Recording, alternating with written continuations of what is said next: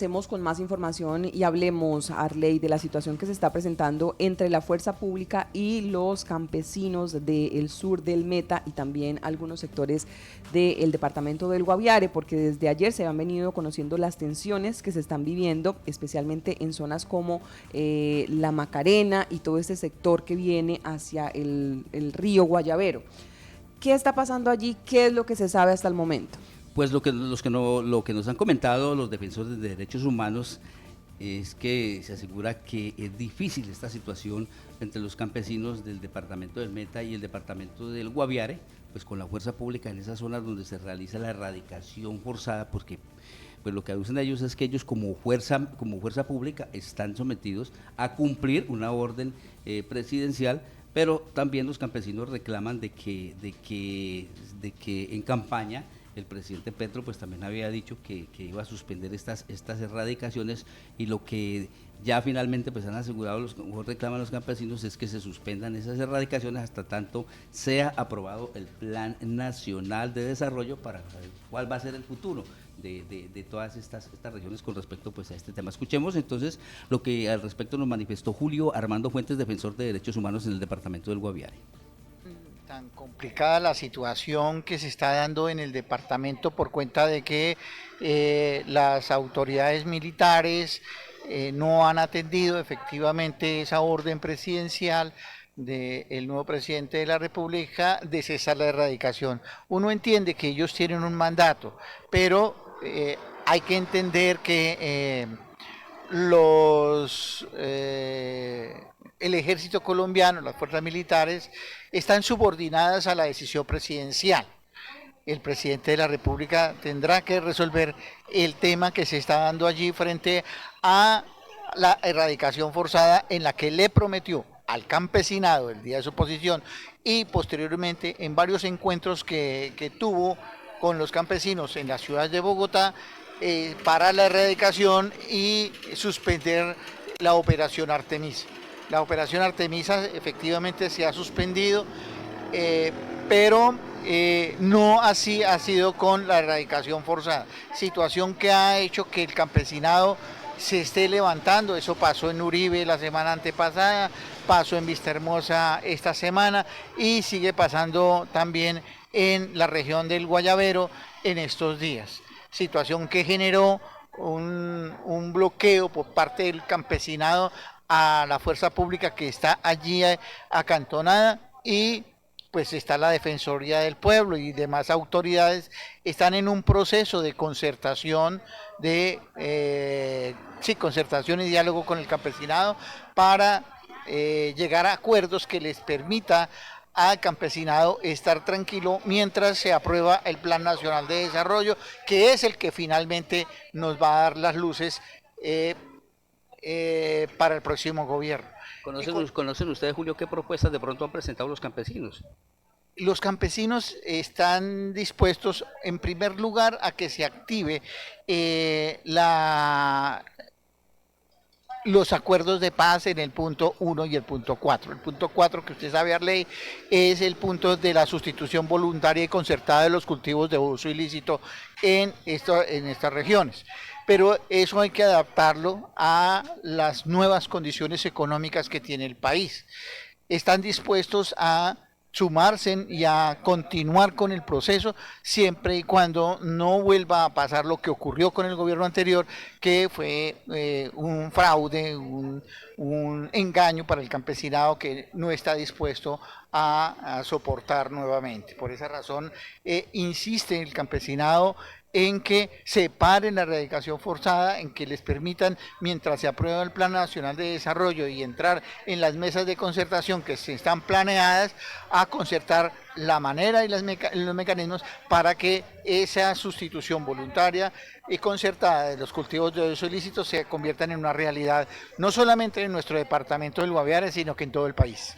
Es decir, que esta situación va a ser presentada el próximo 19 en el diálogo regional y vinculante que se va a realizar aquí en San José del Guaviare.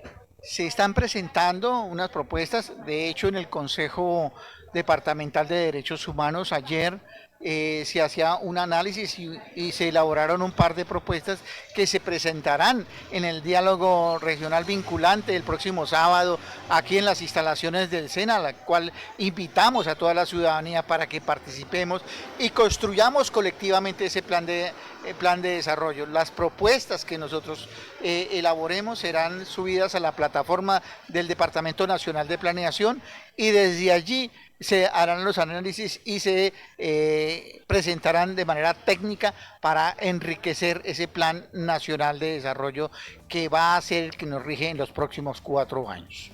Bien, esta es entonces la situación que se presenta allí por estos sectores donde pues, durante los últimos días se ha venido presentando esta situación de esos roces entre las comunidades residentes en esas veredas que hace parte tanto del departamento del Meta como del departamento del Guaviare, donde los campesinos se oponen a que se realice la erradicación forzosa de cultivos ilícitos y donde reclaman pues también que se está desacatando pues una orden presidencial. Pero ahí es donde uno no entiende realmente lo que está pasando en territorio, porque se supone y se había dicho, lo dijo el presidente, lo dijo la ministra de Ambiente, hemos escuchado, digamos que esa es la situación en este momento, y es que se van a hacer solamente la erradicación forzada en cultivos industrializados.